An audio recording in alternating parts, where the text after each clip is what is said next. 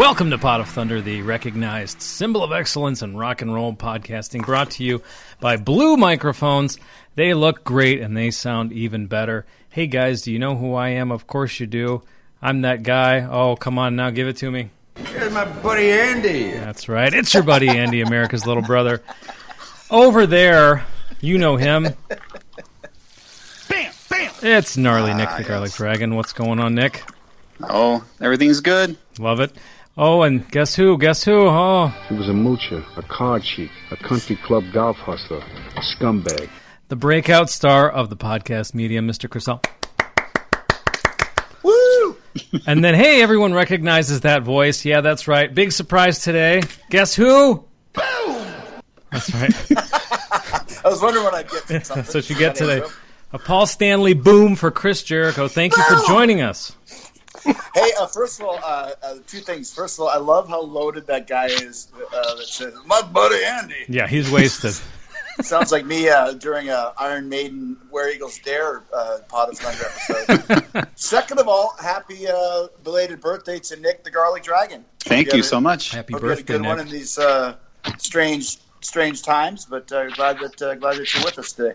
Yeah, thank you. I had a great one, actually, even though, couldn't have visitors, really, but it's okay. I drove by and I See waved. your gift? Want to show him your gift? Oh, Yeah, man, that's killer. That looks great. That's a real Randy Rhoads model, too, isn't it? I believe so. It's got me fooled if it's not. Is it a Gibson, or what is it?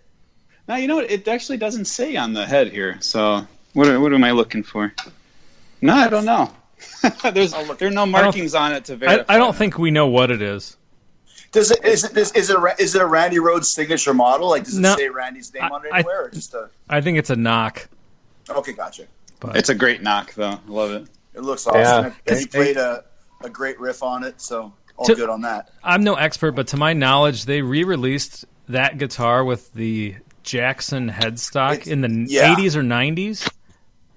Yes. Yeah, I'm looking at it right now, and it's definitely a Jackson. So there you go. Yeah. Whether it's a knockoff or not, I just wanted to know what kind of a guitar it was. So, it's But a the Jackson. the original is not a Jackson. The original is Really? The original is I Yeah, can't remember the dude's name. It's a guy made it. That's It's right. it's like Yeah, it a was one of a custom kind thing. custom. I'm It looking was at it before right he was an now. Aussie, I think. Grover Jackson? No, Sandoval. That might be it. It might be. I'm, his looking last at it name's right now. Sandoval. I'll do some more research as we're talking. Yeah, Ortega, maybe? that's the one that Nick has. Sandoval's the real one. Nick has the Ortega model.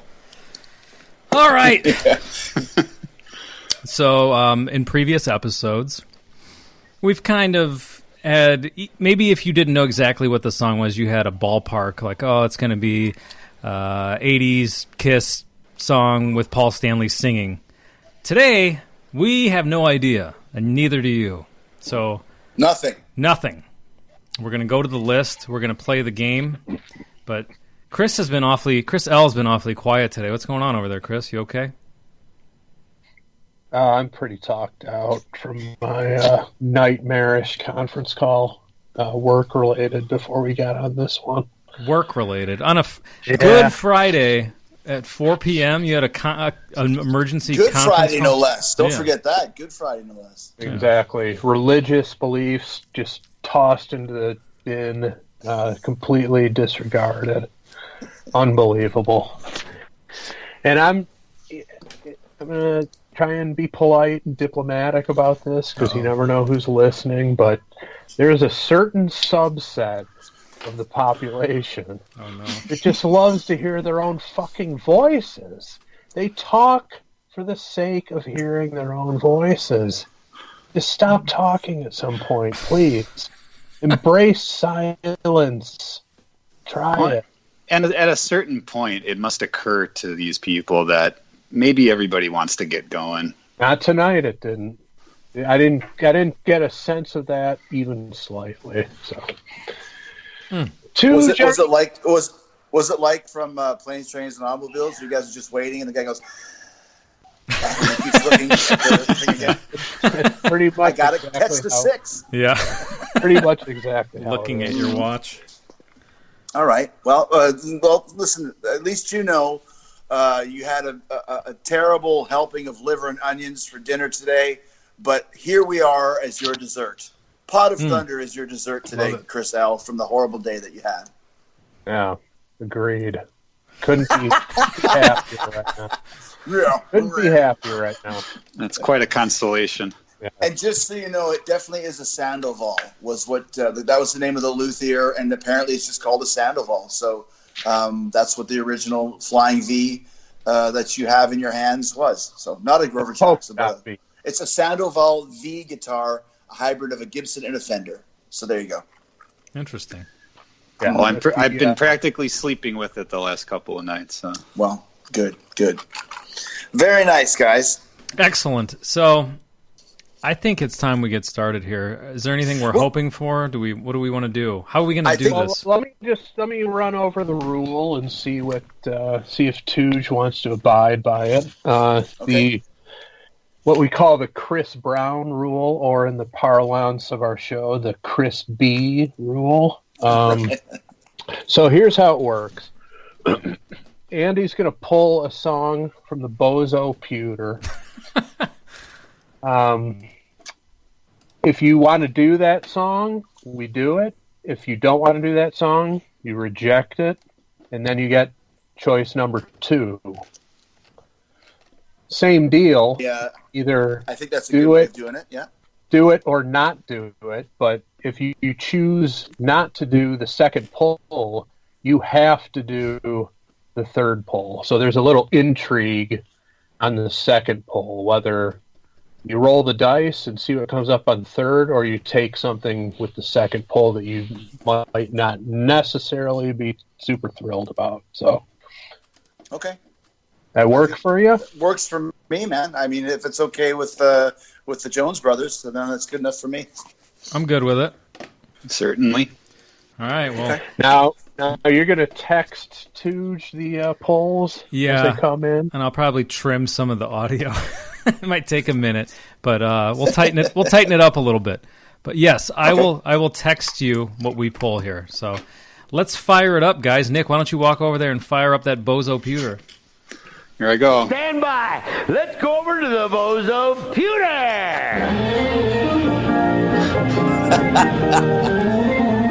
Another drunk. Yeah, who is more intoxicated, him or my buddy Andy guy? Yeah. 2 drunk men. All right, let's see. We got number 1194. Check your phone, because you'll be seeing it in a moment here. Oh, there it is. Oh my God. I can't. That's either really good or really bad. This sound. Yeah, what's your... that's how we can kill the time. What's your sense about this, Andy? Do you think he'll go for this one, or... I don't know. I know that all 3 of us would go for it. I don't know if Chris J would go for it. Check your texts, Chris J. Is it the Brizzi brothers or the fuck that Hold on. was? Hold on. It's, you know what? I forgot because we have to do social distancing. I got to put on my mask here real quick. Let's see here. Oh, pardon me. I had to order. There was a run on these at the local dollar store. I'm sure. I had to grab one. They're pretty. When they're talking about the millions of masks coming in from Italy, those are the ones right there. People would rather get the COVID virus and die than put on that mask, I think. Well, these actually came from a third world country where it was believed that the Adrizi brothers won the Super Bowl in '87. You guys remember that celebrity death match of the Hanson brothers versus the Adrizi brothers? That was great, man. I remember Fabrizio beat the shit out of little Zach there. It was pretty funny. Yeah, that wasn't much of a contest. Stacked in the Hanson brothers' favor. So. Right. All right, so Chris J, check your text. That's what we got. Okay. Oh my gosh! I mean, how could I say no? Don't say. Okay. I'm not going to say. Do you know this, Chris L? Only Yeah, Chris L and Nick don't know. Yeah, everybody else in the world knows. But it's quite the reaction from both of honestly, you. guys, once again, this is the real deal. I had no idea that this was pulled, but this is great. Absolutely, 2 thumbs up. You're good with it? Amazing. Okay. Well, then I'll do the little thing with your voice, and we'll tell Nick and Chris what song we got. So let's turn the microphone over to you, even though you're here. Here we go. All right, Hamill. This one's called Cat Scratch Fever. Off of 2 by the band Nitro. Oh, No way. this is that. Come on now, Andy. You rigged that. I did not rig it. There's no way that. Go back to my reaction. I'm not that good of an actor when it came up. Wow. So, Oh my goodness. This is one that I've been hoping for several years now. You know, of the 4 versions of this song I can think of, we get the Nitro. why would we want any other version?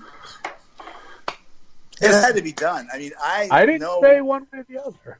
I know how much you hate the Mark St. John guitar solos in Kiss. You're going to love the guitar solo in this one. This is going to be a tough one to listen to without watching the video. Oh, man. Is there a video for this? Oh, is there ever? There is. Really? I actually have a Bozo pewter myself here that you guys sent me for my birthday last year, which I appreciate. I'm going to try and pull it up, but I'm not going to have the sound on, but I want to watch it along with what we're saying here. Good. Because these guys had some serious hair on them as well. Oh, yeah. Wow. Look at this. There is a video for Cat Scratch Fever. Now, without saying too much, possibly the greatest drummer moment in any music video is in this hold on. But here's the funny song. thing. The guy who played drums on this album is Bobby Rock, who had the previous greatest drummer moment when he That's true. smashed When he looked in the, he looked really angry at the camera. Yeah. And what did you But say that's for not no? him in the video, though, is it, Nick? No. Why did he say he did that? Oh, it just happened, right? He just basically he said they were kind of revolving the drum kit with the camera, just trying to get various things from him, and he just sort of did it, and they edited it that way. Yeah. It looks terrible already. Oh, the drummer. Oh my Some God. jacked The dude. drummer's a monster. Do you guys have computers Oh, yeah. there yeah. with you? Yep. Yeah. I think we should follow along with the video. What do you guys think? It can be done. Yeah, I'll mute my Yeah. computer and just watch the along. reaction of Chris L. of this monster on the drums is worth the price of admission. Now, that's not Bobby Rock. No. Oh, Not in the video. no. Yeah. It looks like frickin' Max Muscle from like the front of every bodybuilder's t-shirt. I look kind of crazy. Yeah, this is this. I can't believe this song came up.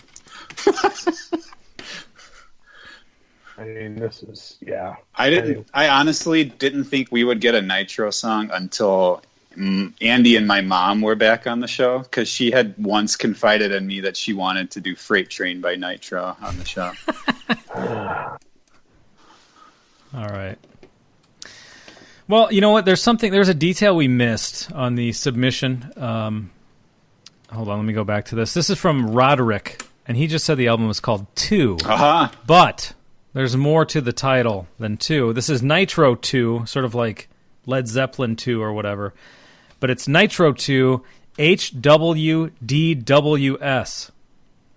All initials. And what it means is hot, wet, drippin' with sweat. Hot, wet, dripping with sweat. I got to be honest with you guys. I have this album. Okay. oh no. Yeah, hot, wet, dripping with sweat. There you go. So were you a Nitro Would fan? you say that this is Sorry. is this a prime cut off the album, or is Well, this kind here's of the thing. not a If big you're deal? going to ask me if I'm a Nitro fan, the answer is absolutely not, but absolutely yes, because it is the fucking funniest stuff you'll ever hear. The first album's just called Nitro, and there's a song on it called Machine Gun Eddie.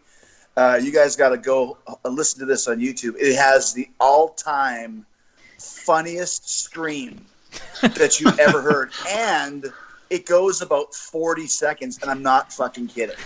Well, what's it? Jim Gillette is the singer, right? Yes. And he is renowned for his abilities. That's the gimmick of the band. Is this guy the fastest guitar player in Michelangelo, and the highest singer in what's his name? Jim Gillette. Jim Gillette, yeah. So that's the gimmick of the band. What would happen if you put the fastest guitar player with the highest singer, and the result is a load of pure shit? Yeah, And it's basically the same idea behind Vinnie Vincent Invasion, right? Just as over the top as possible. But way more so. Way more so. Way more. And so. it has a Bobby yes. Rock connection. It does, and also a wig connection, because Baddio's wig, Michelangelo's wig, is as good as Vinnie Vincent's is on the Invasion album. So there you go. All right. Well, is there anything else we want to talk about? I mean, we know this came out in 1992, second album. What track is this? Track 2? This is the single. Gotcha. Just the single. Good Lord. This is the single. Yeah, like I said, I mean, Jim Gillette was a guy who, if you ever used to get Circus Magazine, he had Jim Gillette vocal lessons where you could buy a little cassette and learn how to sing like Jim Gillette. And in the ad, it showed a picture of a glass breaking because Jim Gillette can break glass with his high vocals. Wow. So that was kind of the word with that. The only thing I know... go ahead, Nick. The only time I'd ever heard that of somebody doing that was like, I read somewhere in like an odd history post that someone put up. It was like some female opera singer in the 1800s could do that. So it was her and Jim Gillette. Only two people who could do it. Those are the bookends, the historic bookends of being able to break glass with your high pitched frequencies. So, do we know Jim Gillette from anything other than Nitro and that ad? Was he in another band before Nitro, or how? He was married to Lita Ford, right? Oh, okay. I didn't know that. I'm pretty sure. Uh-oh. Chris J., we lost your audio. Sorry, guys. No problem. Their situation was so bad that Jim Gillette got... Think about this. Jim Gillette got custody of their kids when they got divorced. Wow. When does the man ever get custody over the mother? Never. And plus he's got Nitro on his record. Maybe that's why he got custody. So you have an album called Hot, Wet, Drippin With Sweat. Approved! Yeah. Yeah, Michelangelo Badio testified in court on his behalf. He had 4 microphones that he had like surround. The guy doesn't just do one thing. I don't even know what to say about this.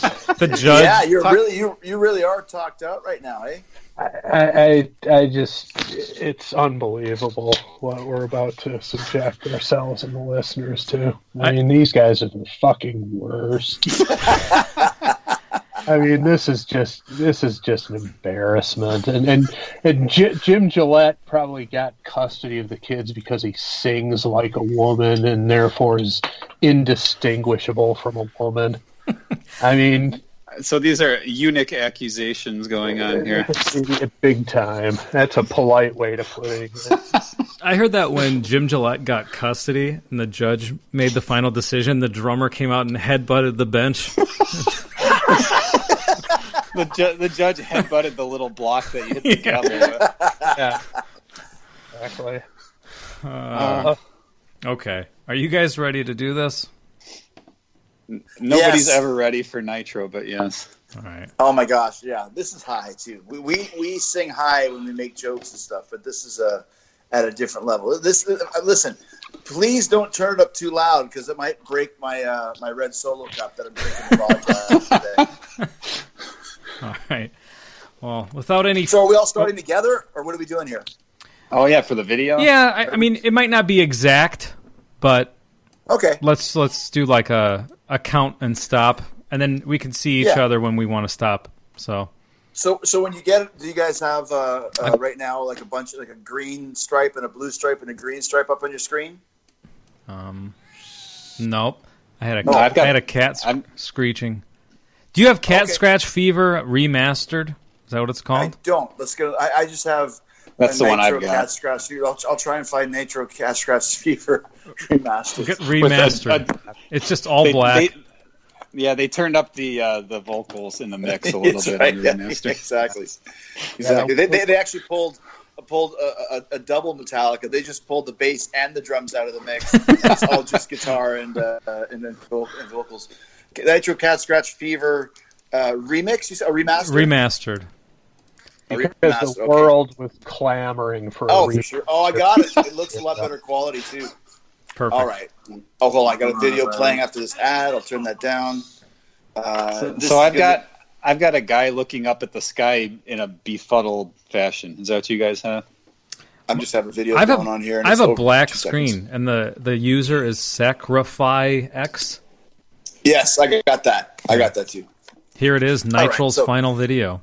That's what it says in the description. If you go to the remastered, okay, yep. This is going to be a journey of sight and sound that Rod Serling could not predict. Yep. All right. Well, here we go. I'll count down from 3. All right. 3, 2, 1, play!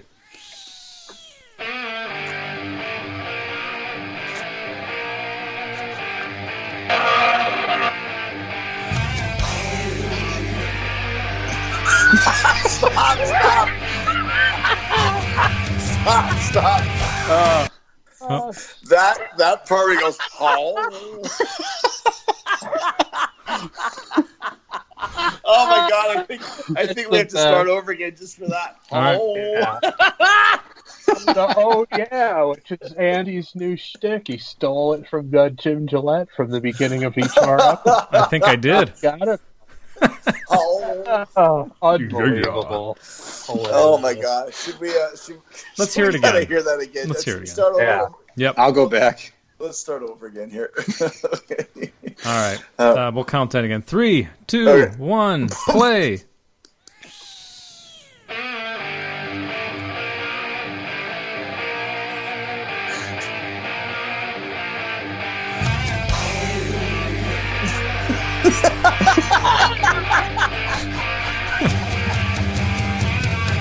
Who the hell is that guy? All right, stop it. There is no way that guy on the drums is really playing drums. There's no way. No, I don't think so. I don't think he ever played drums. They walked in the gym where Jim Gillette was getting a little workout, and he said, "Hey man, you want to be in a music video?" And the guy went, "Okay," and there you go. I'm sure that's probably my favorite drum moment in any music video. That's better than Keith Moon blowing up his drums. What do you mean, just the introduction of the guy? No, well, the drum fill into the headbutt of the cymbal. Did you not see? He headbutted the cymbal. I didn't see. I was too busy we got laughing. We have to back it up again. I'm sorry, I was too busy laughing at home. Yeah, and the Jim Gillette running in place. Also great. Okay. I see. Okay, I had the Cat Scratch Fever logo over top of the drums as he did that, so I see him doing that. But the best part was this actually got played on MTV. Yeah, on Headbangers Ball. I bet you it was the one and only time it was played on Headbangers Ball. Do we know what year this was? What year was this? 92. Right? Mm-hmm. Yeah, it was early 90s. So that's Ricky Rackman era, probably. But the funny thing is, here's what I love about a band like this, right? Here's what I love about a band like this. Nothing. But I love the fact that you got this band where the gimmick is that they're super crazy players and, all this other stuff. And they're covering a Ted Nugent song. It's like, if you're going to come out of the gate, cover like a Rush song or some crazy song, you know what I mean? And go nuts. Yeah. Don't cover Cat Scratch Fever, which is all about a 4/4 beat and a loincloth, and put this shit out there. It's a good point. I wonder if... they shouldn't have put anything out there at all. Again, if that would have been a good first step. Just don't put out anything. That would have been the ideal solution from these guys. But I agree with what you're saying. Or like a Deep Purple or Rainbow song or something. Yeah, something with a little, yeah. But here's the thing. So I apologize. The first, this is so great. The first Nitro record is called OFR, which is out fucking rageous. Okay. So then 3 years, and that's the one that Bobby Rock played on. Then by the time Nitro II, which is called Nitro II, HWD, Hot Wet Drippin With Sweat, they had replaced Bobby Rock with the other very cliched rock and roll name of Johnny Thunder. Oh, so really? This could be Johnny Thunder on the drums for all we know. Nick, do you know who it is? I feel like you did the research at some point, no? No, I don't remember. This is a crazy rumor. I remember somebody commented one time on an old episode, said that the drummer may no longer be with us. Oh, okay. That may be true, but I will say from personal experience that headbutting a cymbal like that is very hard because I tried it a few times after I saw this video. Well, and it's something that Wacko from Raven also tried in the On and On video, which you can go back and watch. But Wacko wore a hockey helmet. Oh, that's different. That's cheating. So here's a little question for you from the Michelangelo Baccio forum that I just found in 2005. Mike, did Johnny Thunder ever try and headbutt you? No. Mike says, Johnny Thunder was our studio drummer for the second Nitro CD. The headbutting drummer in the Cat Scratch Fever video was named Marcus Mueller.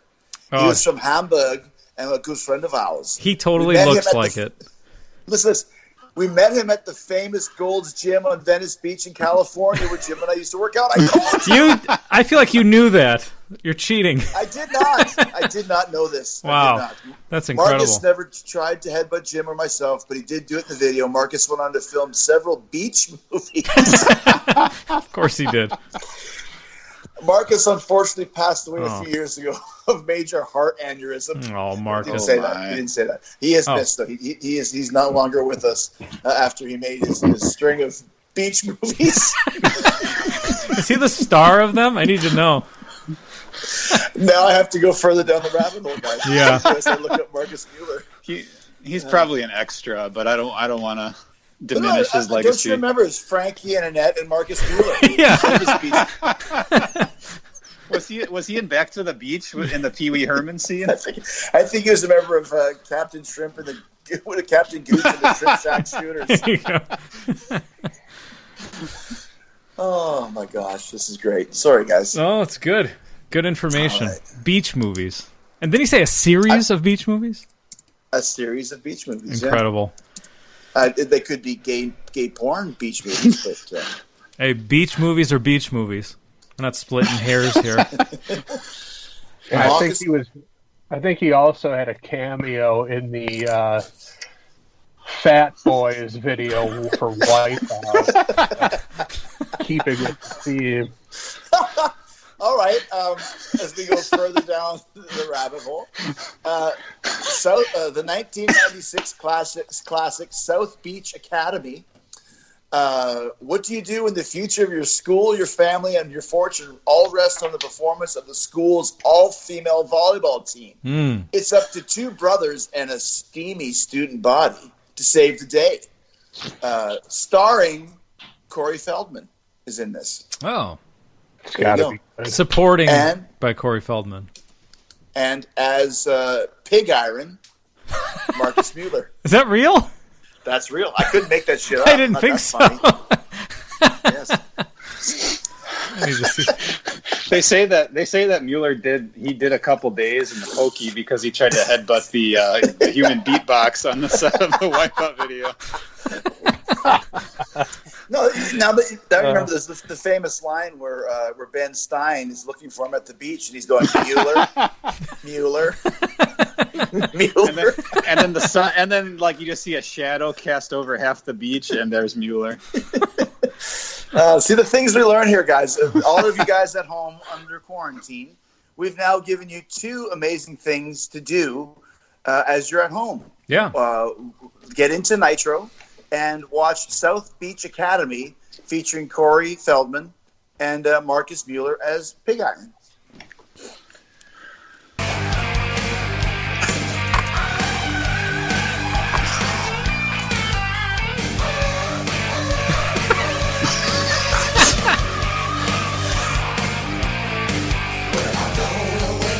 Okay, I think you just stop it for a second here. What was happening there?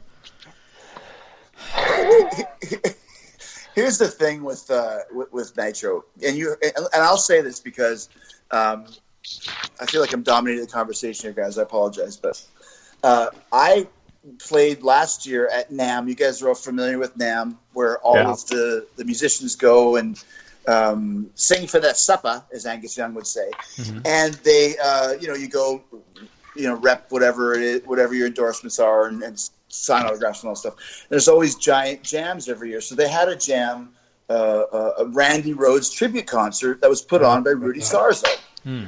We're all Rudy fans here, I think, from the past. Yeah. Thanks for showing the Sandoval there, Nick. And so Rudy asked me if I wanted to come sing a song with them. I'm like, fuck, dude. Like, if Rudy Sarzo calls, like, I'll be there, whatever, right? Yeah. So the lineup was me, I believe it was Ray Luzier it was, what's the cat's name? He was in Whitesnake for a while. Brian Tichy. Brian Tichy on drums, Rudy Sarzo on bass, and Michael Angelo Baccio on guitar. And we did Crazy Train. And, dude, the guy obviously can play. He's fucking great. Does he go into Vincent territory? Quite often, but he nailed the Randy solo and then just did a completely... It's one of those guys who are on stage that's going, this guy's ridiculous. Yeah. Like, we're laughing right now, but the guy's a fucking wizard. And at the beginning of this song, Cat's Grass Fever, he led a really nice, tasty Ted Nugent lick. Wherever that little solo thing he did. So he proves he can play before he just goes right off his rocker later on, as we'll hear. Chris, what do you think? He's proved nothing to me. He's got nothing.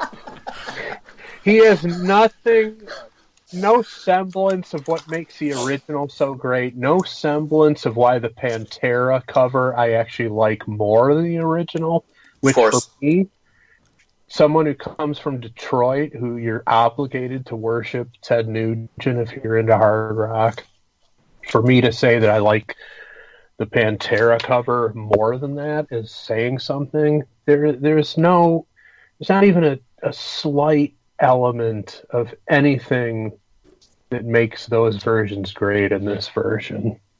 I mean, I'll take your word for it because you jammed with the guy, whatever, but I detect no musicality in this guy whatsoever. Well, like I said, I mean, dude, and I'm totally on your side on that, but it's the same thing with Vinnie Vincent. I mean, the guy can obviously play guitar. He just has nobody.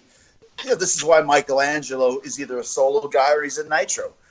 It's why Vinnie lasted in Kiss live for 6 months or whatever it was, because guys like that, they can't be produced or influenced because they don't care. They don't care about the melody and the tone, and the Lick It Up solo is just basically the music of the riff.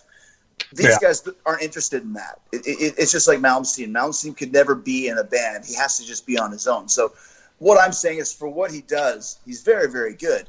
Playing a Ted Nugent song, he has no fucking right to it. And it's a stupid idea from these guys. And also, too, Gillette, I mean, terrible. He's got this... It's like he's trying to be kind of like... He sounds like a shitty Elvis impersonator so far. But there were those weird screeches while he was gyrating, too. He had to get those in there. Yeah. Since it's the single, Well, yeah, and he's also... What's he wearing? It's like the longest white shirt of all time. Yeah. And they both have those early 90s mum jeans that we all thought were cool at the time, where you had to wear a belt to hold them up. Yeah, I mean, at least Gillette's shittiness is entertaining and comical. Baddio's shittiness just has no redeeming qualities for me. So I'm going to be keying in on Gillette for the rest of this episode. I just rush ordered my new face mask, so I feel confident now.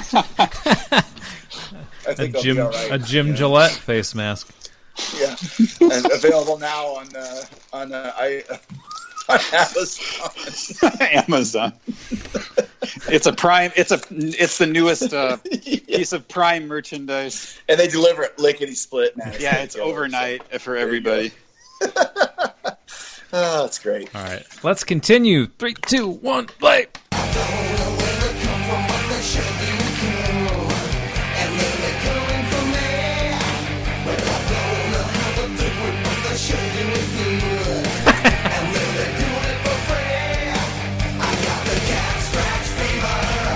Oh boy, a double kick came in.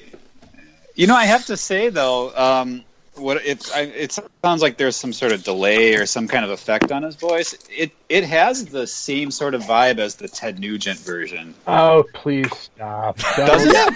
Don't even say that. Come on. I mean, that's not even funny. It's still Don't say that shit. it's still the shitty Elvis. Wait till he starts unleashing his high notes.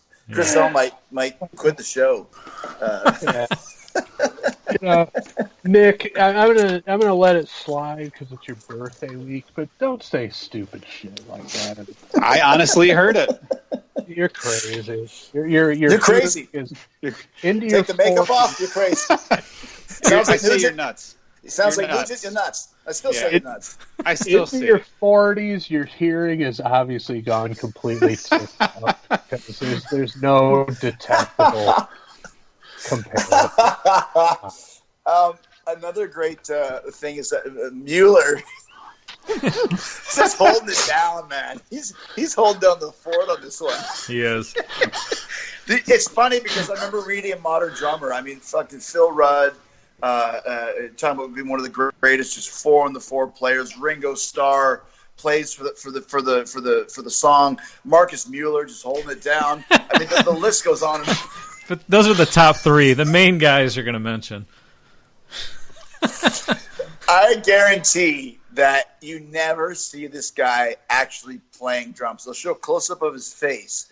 But if they ever show a far-off, like a wide shot, and he's actually throwing down hi-hat, snare, and bass, I might eat my hat, literally.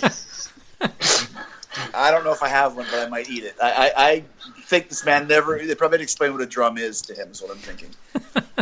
All right, you know what I noticed in the video, just real quick? I know we're doing the audio for this, but in the video, it looks like they're all taking turns being perched up on like a lifeguard station. Yeah, it's really maybe Mueller was he was in the middle of filming something, so they went after hours to the set.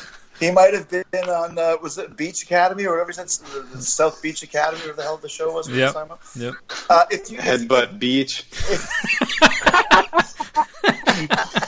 If you're watching this video, if you're not watching it, it's got this very strange bluish purple tint. Yeah. And it never goes away. So it's almost like they're on a beach on another planet, you know? South Beach Academy, if they were on Mars or something. I wish they were on another planet. All right. Horrible. All right. Oh, my goodness. Let's continue, guys. Here we go.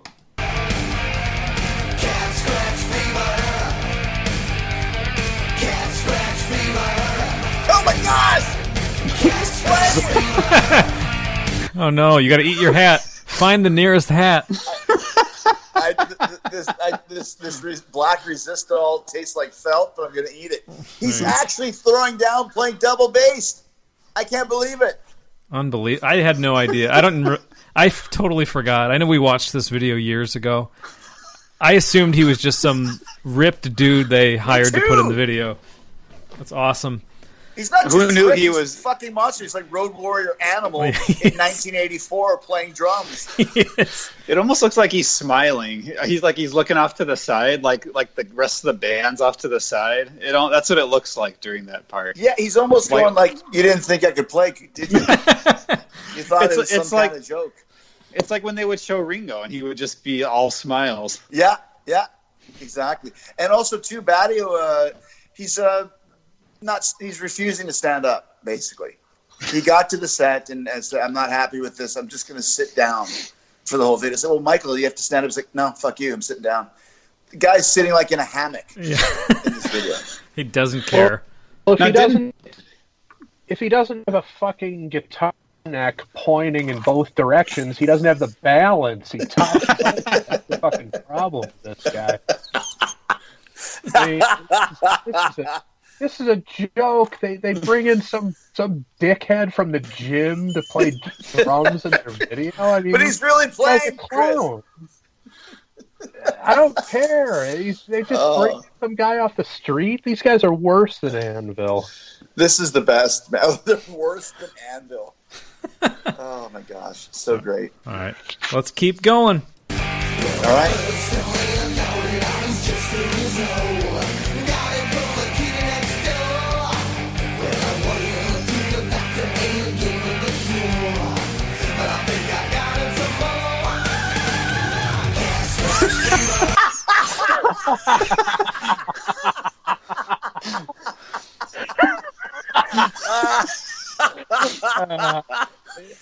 You know what, Gillette, I will acknowledge is entertaining. I'm enjoying his performance. That much I'll say. Listen, I'm a singer in a rock and roll band. I never want people to be howling at my melody choices. So, is he entertaining? Absolutely. Is he good?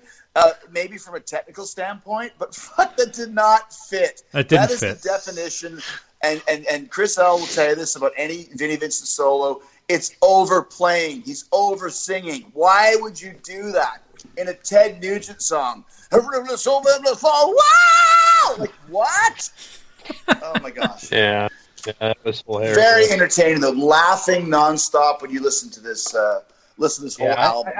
I got to be honest. I've probably never listened this deep into that song, and I had not heard that before. That was worth the price of admission. That little falsetto or whatever you call it. It's I don't know. Going up there octave. It's early 70s Geddy Lee, where it should be like frickin' Brian Johnson in 1981. I don't think Jim Gillette has a falsetto voice. I think this is all full. Yeah, I don't know. I don't know that he needs to fall back on a falsetto. Dude, like I said, Machine Gun Eddie scream. Trust me, he goes all across the board for 40 seconds. We should probably listen to that at the end of the episode just to do it. I'll find it for you guys. I'll queue it up. Let me ask you one question. I paused mine. Where are you at on your video? I'm at 115, and we see Marcus Mueller. That's where I'm at. Okay. I'm not listening sound-wise, but it shows the psychological connection we have here at Pot of Thunder, because I am also paused at 115, and I'm not listening to the track. So perfect. I just thought that he looked really hot in this shot here. He does. He's got a mohawk. Mueller. Yeah, you can tell he's really limber behind the kit, with that build. Real agile. His arms only move at the shoulder joint. They're just. That's right. Yeah, exactly. That's called economy of motion, Andy. Okay, I have a lot to learn about the drums. That's a technique that it takes years to learn. Mm-hmm. Yes, it does. Oh, by the way, I went into a little rabbit hole myself because I was curious about Mr. Muller's why he was dismissed from the set of Wipeout by the Fat Boys. Apparently he headbutted the nachos of Prince Marky D. He didn't appreciate it, so he had him thrown off the set.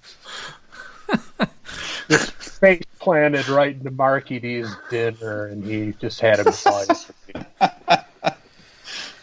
All right, you guys ready? Let's keep going. All right, go. Keep going. Okay, here we go.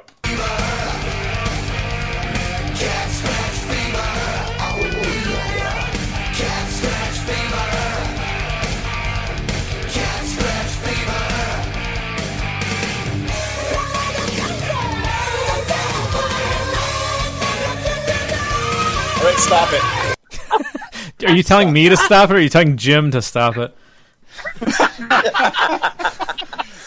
So Jim is now he's just taking off his shirt because he's pissed off at Mueller, getting all the looks from having no shirt on. And also, too, There's a bunch of guys that look like 1935 gangsters from New York City. Look at this. See? Who's this band over here? See? Is that guy's not really playing drums? Is he? See? And they're looking up at Nitro for some nondescript reason. Well, because they're at the top of the... It's a crime scene. Yeah, they're at the top of the lifeguard tower. I don't really understand, though. It's that thing that they do in a lot of music videos where there's the narrative and then the performance piece, and they cut back and forth. But I have no idea what that other part is. They have clocks for some reason. What does that mean? Is it that time where it's cat scratch fever time? I don't understand what they're trying to say. It's almost like they're like in Bespin, Cloud City, and Empire Strikes Back, and Michelangelo Batio's hanging from the weather vane as an escape from Darth Vader, and these guys are now on planet freaking dipshit looking up at them. I mean, I'm paused at 132, and I got two guys that look like nerdy Blues Brothers, like the two guys that didn't quite make the cut to be the Blues Brothers, but they can play them at Disneyland, and now they're looking up at Nitro. Yeah. Well, and here's the other thing. You just said it, guys. There are no chicks in this video. Wow, good point. Who made that decision? Yes. Why did you make that decision? Great point. And the song is called Cat Scratch Fever, and the album is called Hot Wet Dripping with Sweat. Those are both sexual references.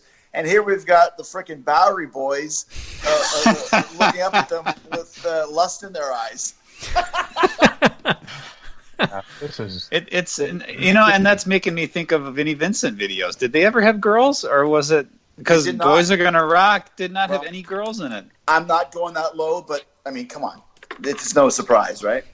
It's a disappointment. I also noticed at one point they showed Jim Gillette's palm. Did you see that? And there were cat scratches across it. I did not see that. There was a quick shot where he showed his palm, so I don't know what that's supposed to be.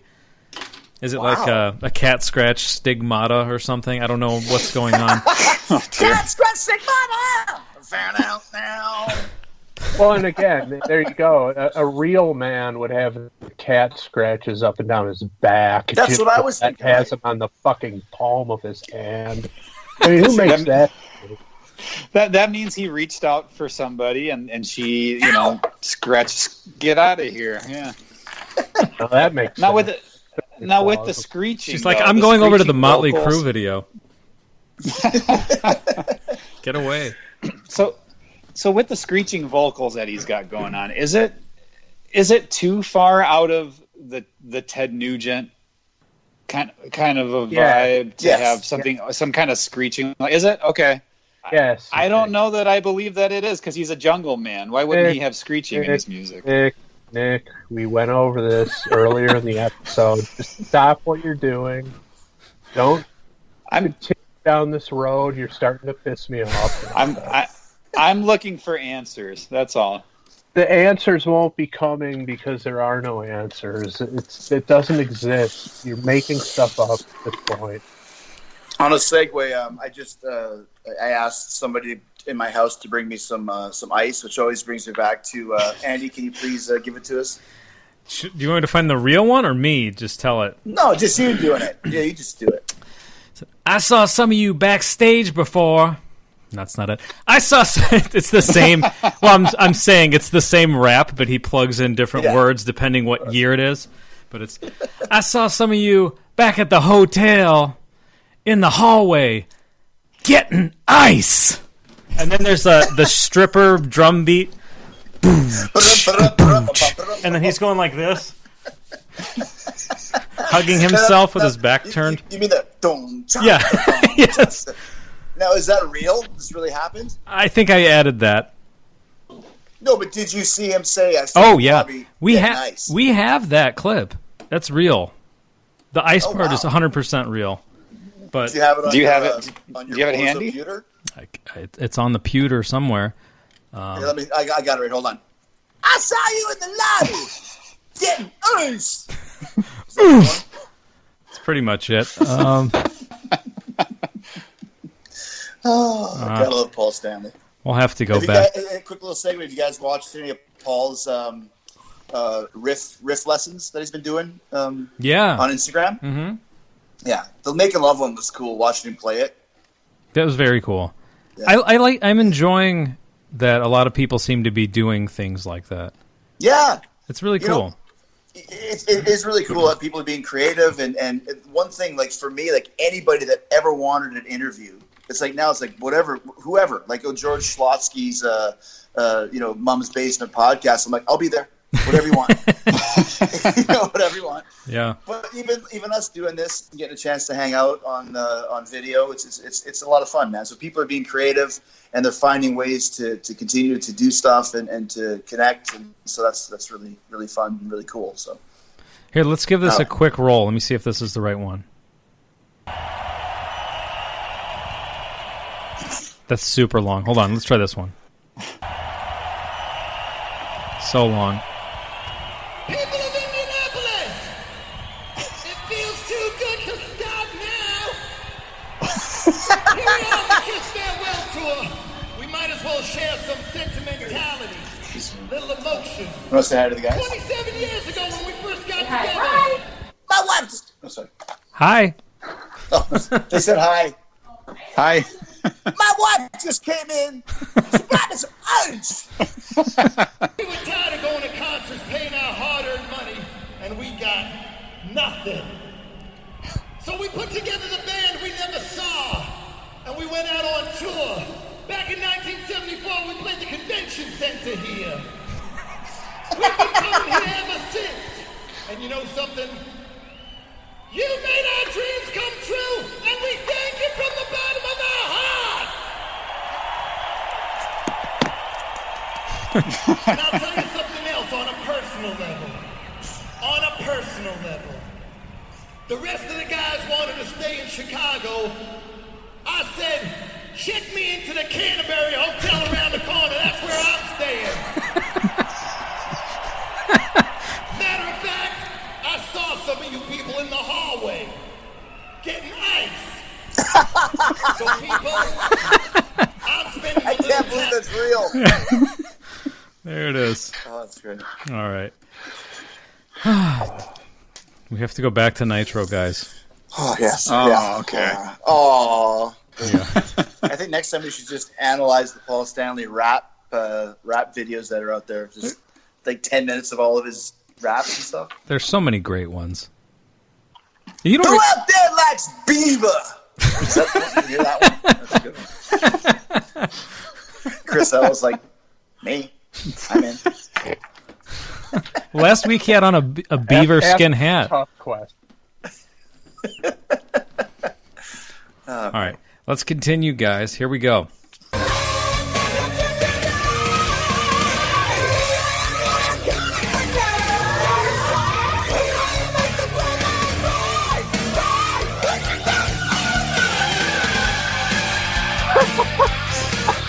It's almost unrecognizable that was even part of Cat Scratch Fever. Yeah, he's got his shirt back on now, though. And there's a girl in the video. He There's put his finally shirt a back girl. on because he's a gentleman. The girl's wearing a crown of thorns, and listen, I'm not the biggest Ted Nugent fan. I know you guys are, being from Detroit, but I don't remember that last part being in Cat Scratch Fever, and if it was, it definitely didn't sound like that. Same here. Chris? L? What, the grown man cry part just before the guitar solo? Yeah. Yeah. That was out of tune in Nitro's part, I would say. Well, that's just one of the problems.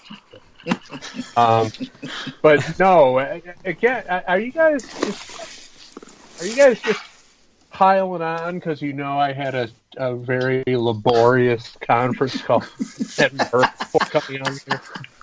Will you guys stop with the notion that Ted Nugent sang like this? It never happened. No, I never said that. Never You were once did I alluding say to that. it. He said it didn't sound anything like... He said he didn't recognize nothing it. like it. I said it was so out of tune and terrible. And not talking about terrible Ted either, which is a good thing. This is terrible Jim Gillette, which is the truth. I'm almost really fucking pissed off that I bought my mask. Can I get a refund of that or what? You need one of these. That's the problem. Oh my goodness. My Jim Gillette mask says, "Oh yeah." Older. Oh.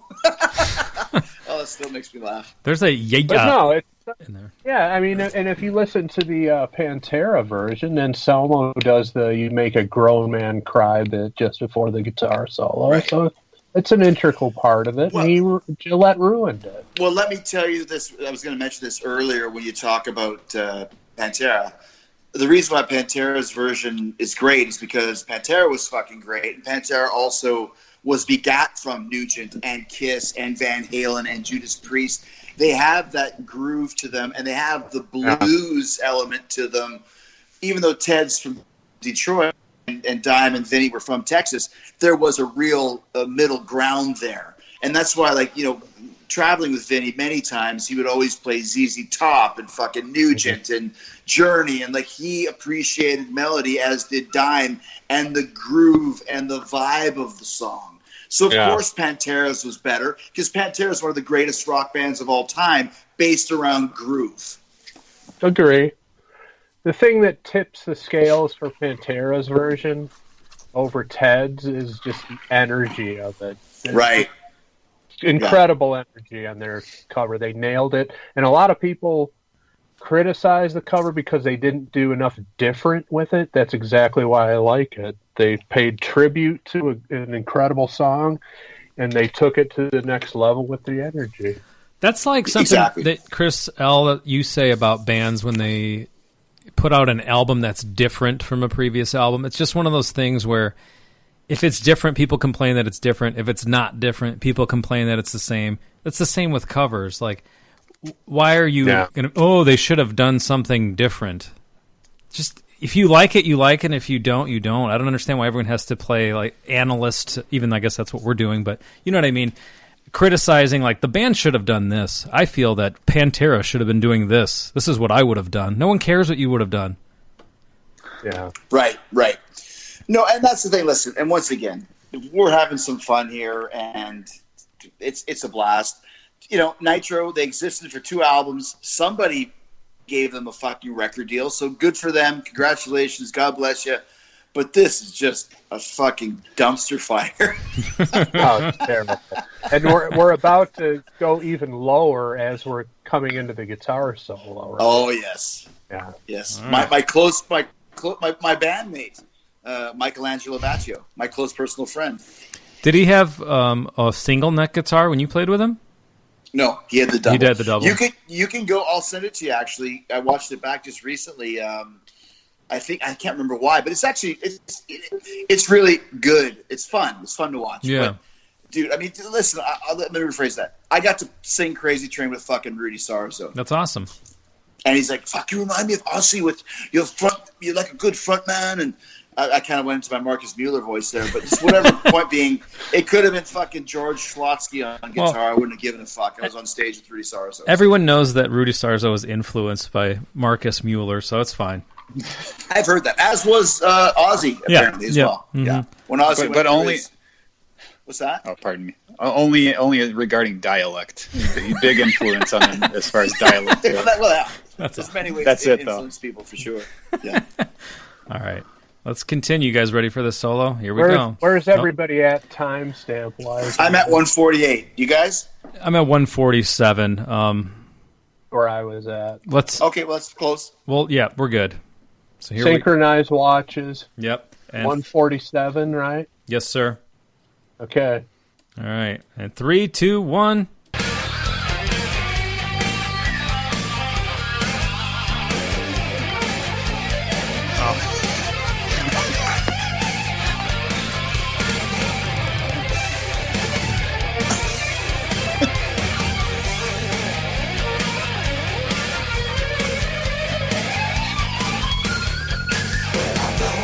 Okay, stop. What a nice tribute to Ted. That's remarkably close to the original solo. Okay. All right, Chris, you want to take this? It's butchery. It's a joke. It's just a disgrace. Ridiculous stuff. That's all I got. Yeah. Let me tell you my thoughts on this, okay? First of all, like I told you before, we knew we were getting into with this guy. He's fucking Vinnie Vincent reincarnate, just like Gene Simmons is the devil reincarnate, evil incarnate, when he was on the Mike Douglas show with Dodie Fields. She made him look like an ass. You're just a nice Jewish kid from the Bronx. That hook doesn't fool me. That hook gives you away. At that point in his career, he wasn't ready to go toe-to-toe with the Borscht Belt veteran. No. And, great segue, Yeah. nor is Michelangelo Baccio ready to go toe-to-toe with Terrible Ted. Absolutely not. Beyond that, though, whoever cut this video is the fucking shits. Because they listen. One of the if you're gonna listen to Nitro, if you are, like I said, they had 2 albums, so somebody out there was listening to them. Yep.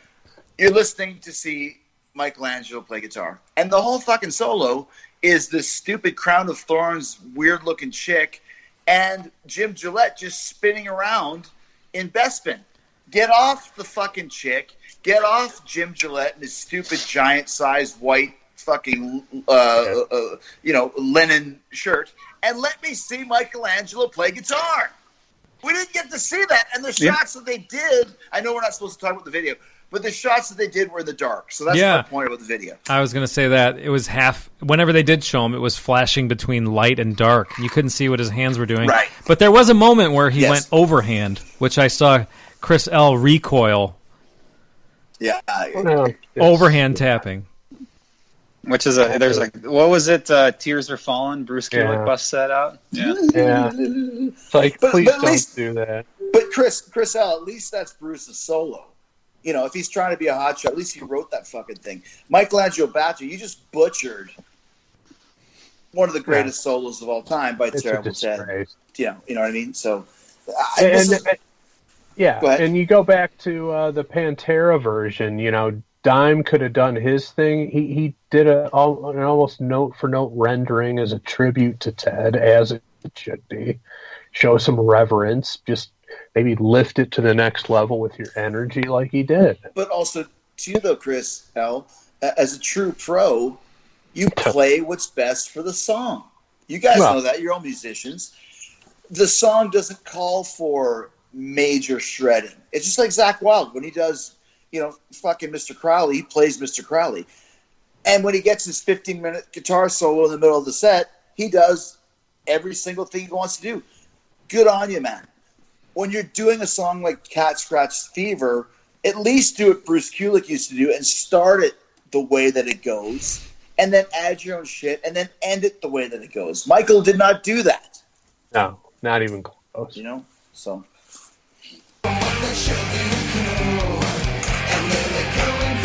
Oh!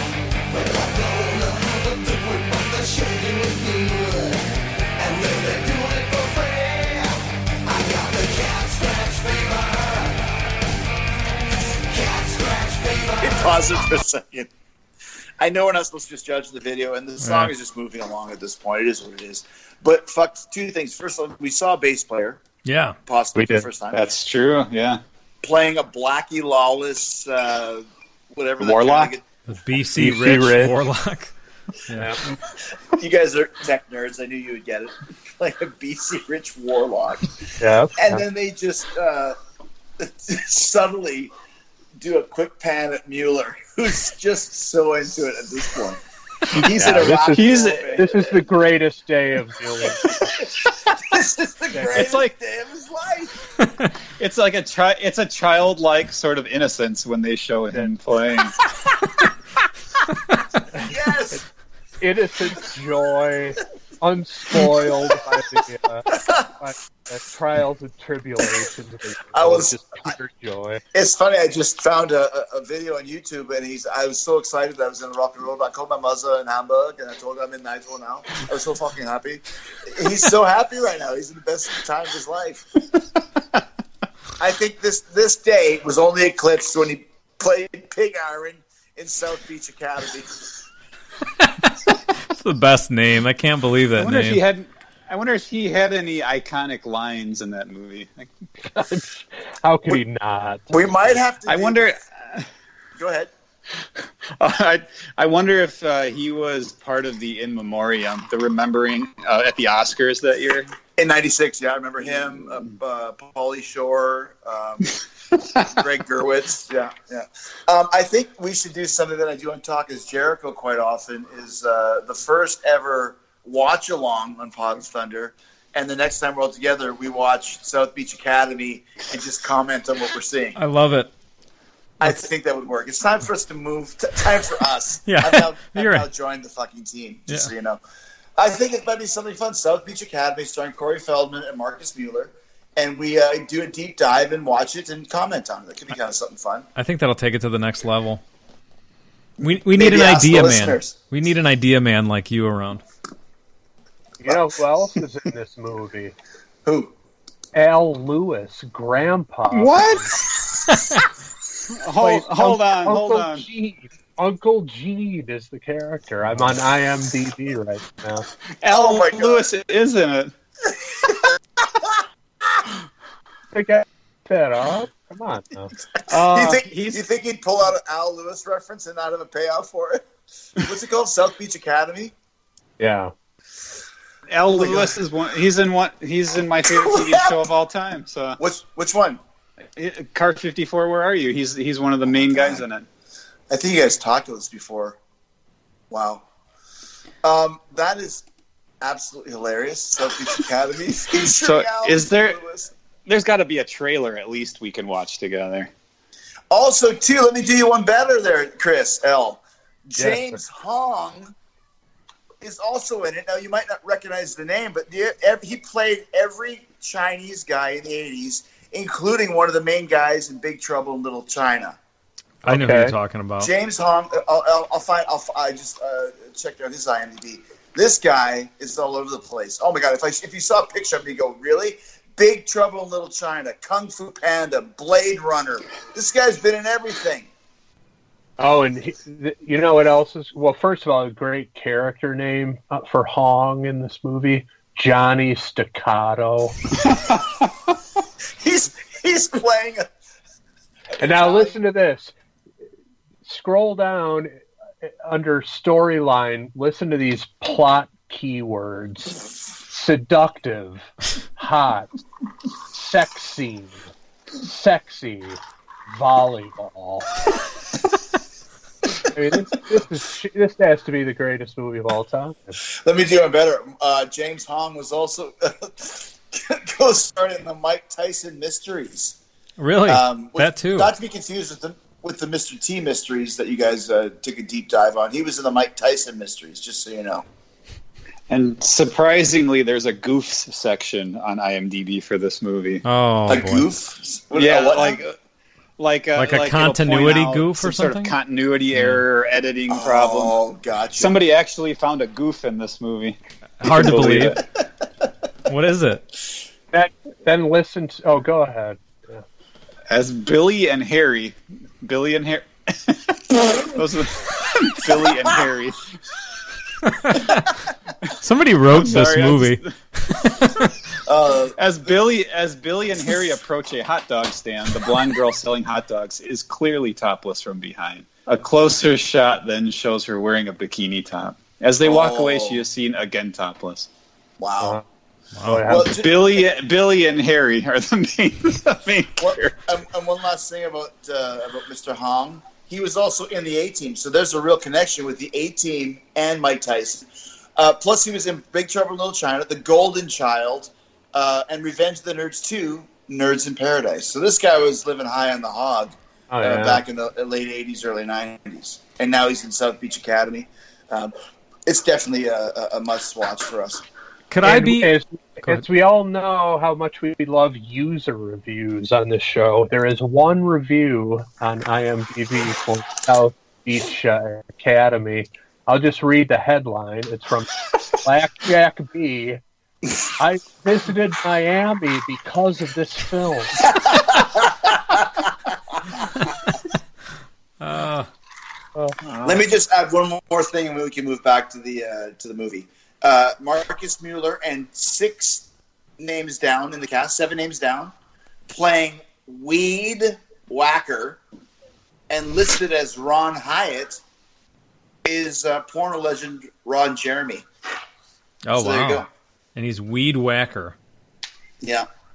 I mean, Corey Feldman, Al Lewis, James Hong, and Ron Jeremy. That sounds like a party in Hollywood on a Saturday night for me. Does. Anyone? Are we in? Are we in? You know, the trailer is on YouTube. Oh my gosh. There is a trailer. Is there? I almost feel like when this is done, we should listen to it. We probably should. I feel like we've heard enough of the song. We can just switch right over to this extra. We must have a winner. There must be an end on this. All right, synchronized watches. Where are you guys at? Timestamp. I'm at 2:33. Anybody? 2:30. Okay. Let's go to the furthest one in. So 2:33, which is a freeze frame on Mr. Muller behind the kid. The childlike joy of this guy. Look at him. That's like where we have it stopped is like an Olin Mills photo. He's like a little kid on Christmas morning. Like if you're going to say like, buy the Sears drum set, and you just show a little Marcus Mueller playing along. This guy he's skyrocketing up my list of favorite drummers all time. Just he's in there for that for me reason. now. Exactly. All right. Let's roll it. He's throwing down.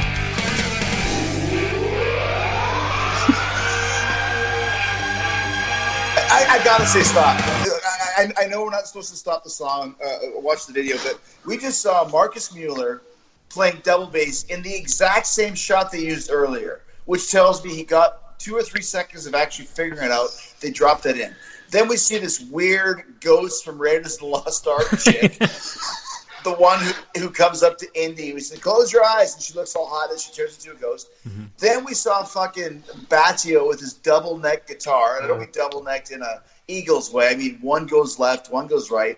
And then we saw fucking Gillette just shaking his hair. That was a lot to process here on this fine Good Friday.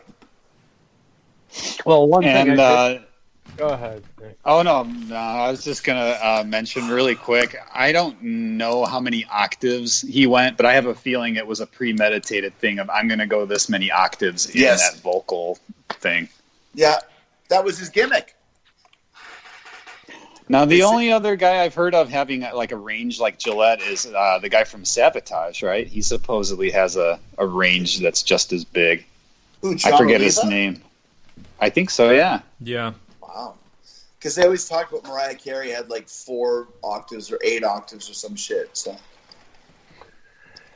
I remember listening to that, reading about that in People magazine, talking about how Mariah Carey was highly influenced by the guy from Sabotage and Jim Gillette. Yeah. I saw that. That's what got her started.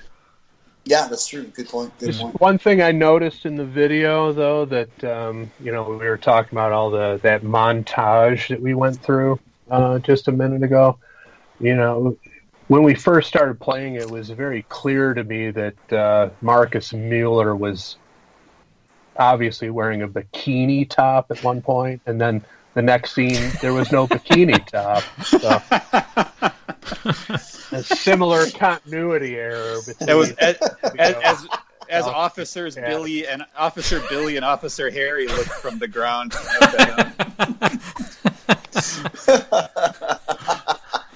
Yes. All right. Let's Oh, continue. here's another character from South Beach Academy, which is worthy of mention. Christina Rodriguez as Pina Colada. Which, can I just say, in Spanish, pina means penis. So I'm just throwing that out there. So.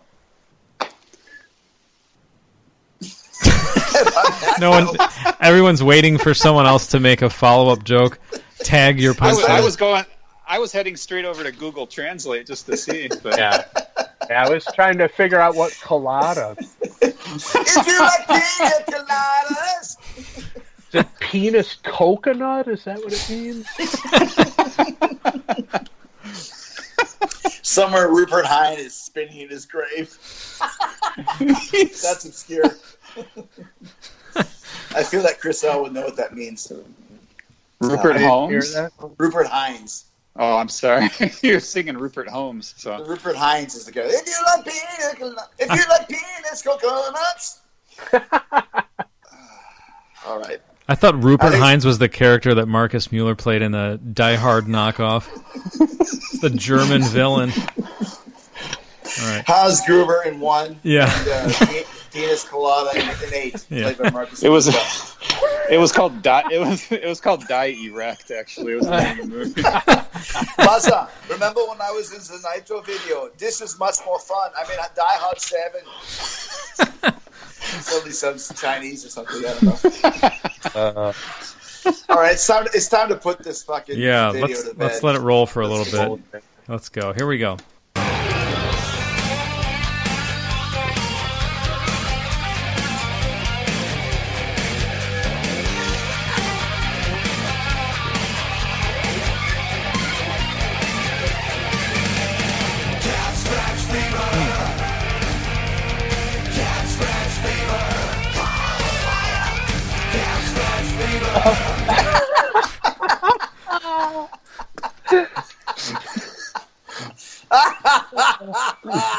Holler. Got rules. Mueller's just pushing the Blues Brothers off of Bestman. He's like, fuck off. He's throwing all these guys off. They're just dying. They're throwing people over the edge. All right. Let's keep going.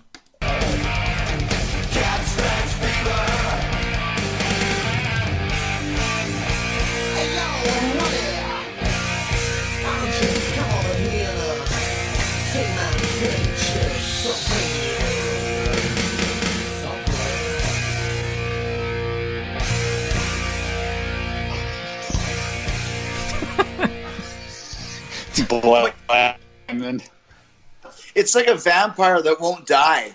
They keep putting a merciful, spike into it. It's like, "Meow, meow, you're dead. Meow, meow, now you're dead. Meow, meow." Oh my god. Now, in all seriousness, that beginning of that outro solo, that was more rooted in the actual Ted Nugent one, right? I'll acknowledge Agreed. that. Yeah, And that's my point. Like I said, like from being on stage with the guy, and dude, like I said, man, we're making jokes, but the guy's been making money off of playing guitar for 30, 40 years. It's not our cup of tea. That's fine, but he does know how to play. But he has nobody saying, "Dude, stop! It's a Ted fucking Nugent song.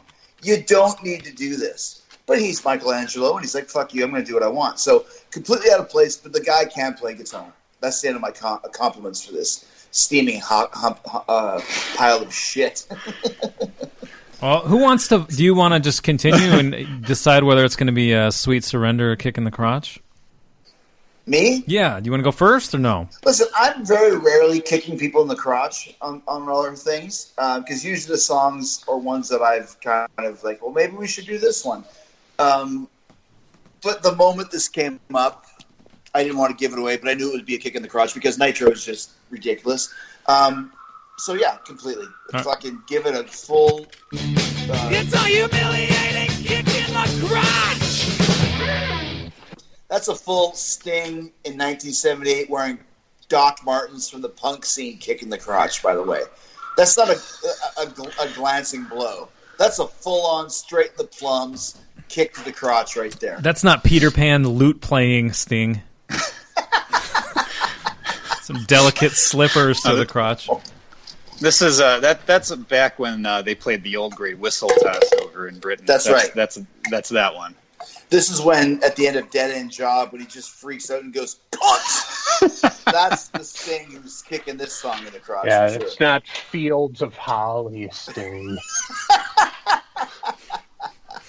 Where do you go from there? Any final comments, guys, or do we just kick some sand over this and move on to some of the other things we got going? I'd like to. We got to go around the room. Okay, Nick. Okay, sorry.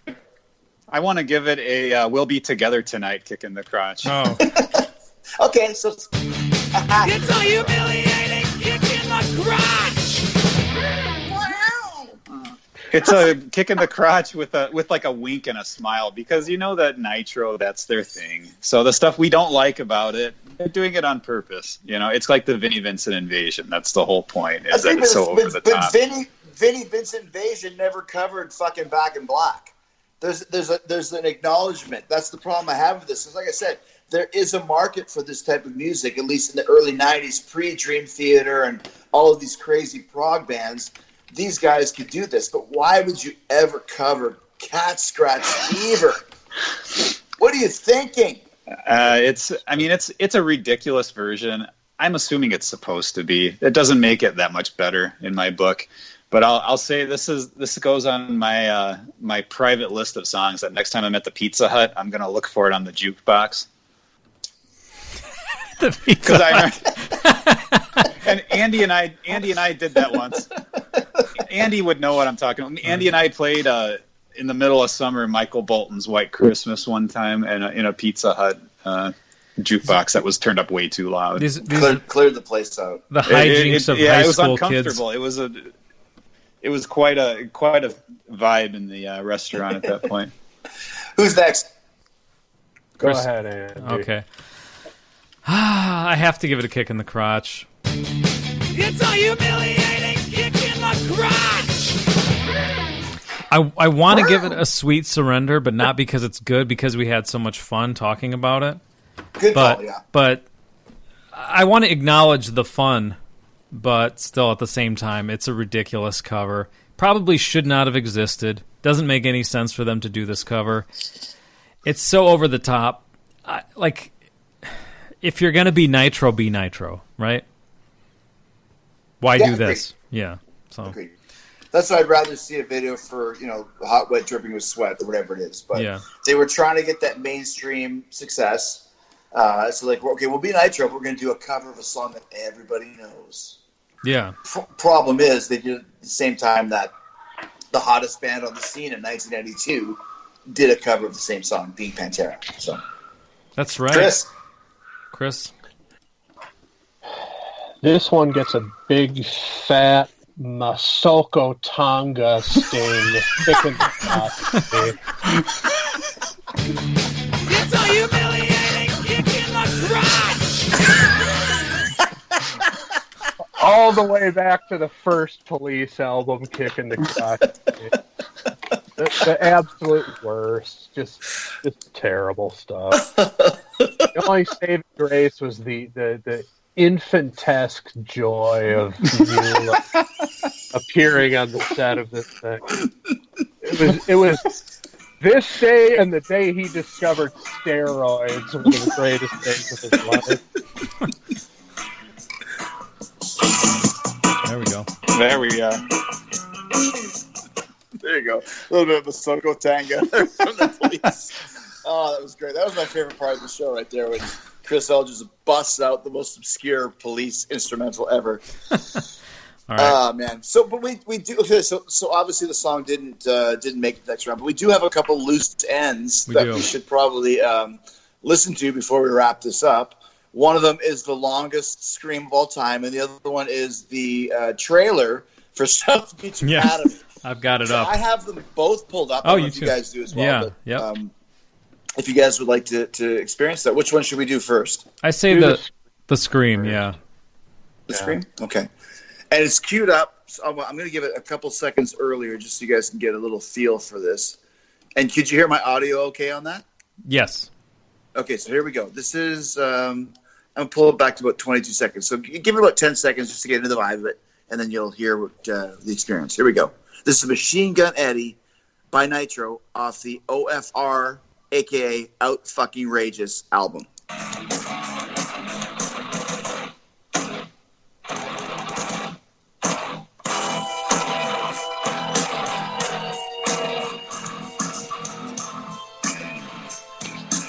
Not a bad riff. Here we go. Sounds like Faith No More. Not bad. Yeah, exactly. Yeah. This ain't no Faith No More. Here we go.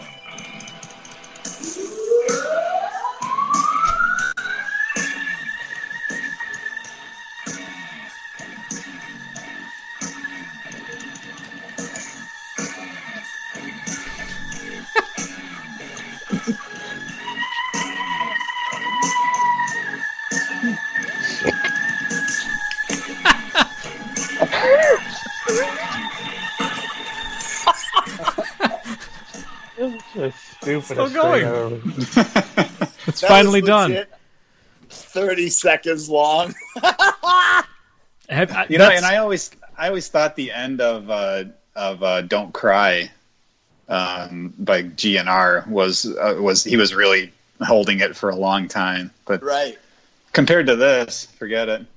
That reminded me of the scene in Ace Ventura when he's out on the balcony, slaps glass door. Exactly. That's where my mind went listening to that. All right, and then we do the South Beach Academy trailer, gentlemen, featuring James Hong, Ron Jeremy, Al Lewis. I can't believe Al Lewis. And the late, great Marcus Mula. Here we go. Billy Spencer. Fake friends. I mean, they do it for me. And his big brother, Harry. Billy Spencer, Harry Spencer. Must help their crazy Uncle Gene. Your favorite uncle? Huh? To save the South Beach Academy from this man. While saving summer for their friends. Come in, big dudes. Let's hope they don't get too distracted.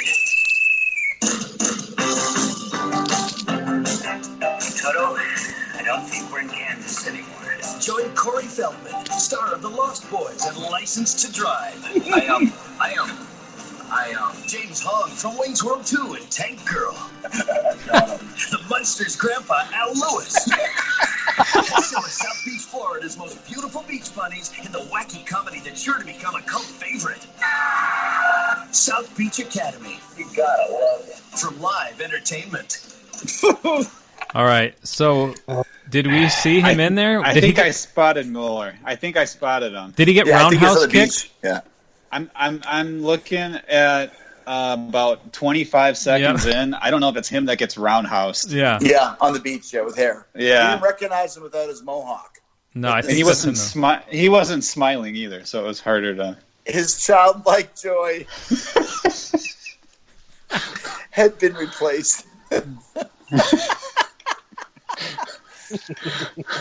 Oh my gosh. I'd have to say that we definitely have to do a watch along of this. I think it's only right now.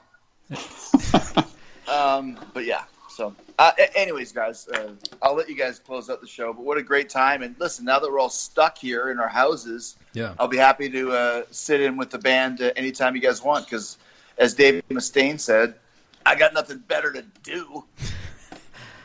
Thank you very much. That's good to hear. We're all in the same boat there. Yeah. You know what else Dave Mustaine said? What? Maybe it'll be in Hawaii when we luau this fat pig's ass. That's from the soundtrack of South Beach, whatever the movie's called. They luaued pig iron's fat ass. He's about as useless as a dew claw. Here we go.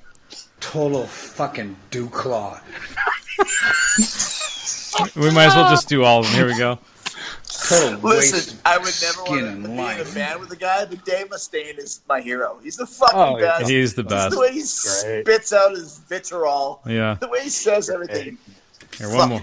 You guys deserved way better than this jerk-off did tonight. I'm sorry.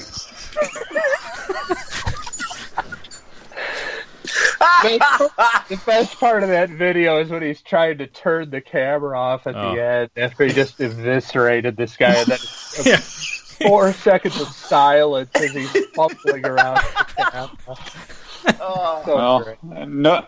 No wonder he needs a guitar tech anyway. So. Oh my gosh, so great. Oh, guys, great. Well, thank you for taking the time to join us remotely. Thank you guys. What a great night. Thanks for including me. That was a lot of fun. Thank you. Absolutely. We'll have to have That's you one back. of my favorite episodes we've ever done. I didn't even think that we were on the phone. It seemed like we were all in the same room together. Yeah.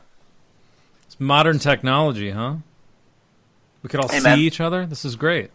Coronavirus technology. So like I said, if you guys want me to join you again, just give me the call and I'll be around. We definitely will. Right. Thanks, dudes. Thanks, man. Thank you. Don't you close the show a certain way or something, Andy? Or? No, we just are done when we're done.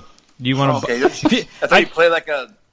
Oh, I play Yeah, I mean, I'll play a little. Oh, you mean that we didn't do that? The Paul Anka thing. We need to stamp the song. That's right. Kind of thing, exactly. Right, yeah. That's just the fucking way it is. I don't think anybody disagrees with us. Boom. But there you go. All right. All right. Thank you, guys. Stay Thank safe, you. Stay healthy. Wash your hands. And Chris, this is the best hand sanitizer on the market. Just pour some of this on your hand, and all the germs go away. So just let you know that right now. All right.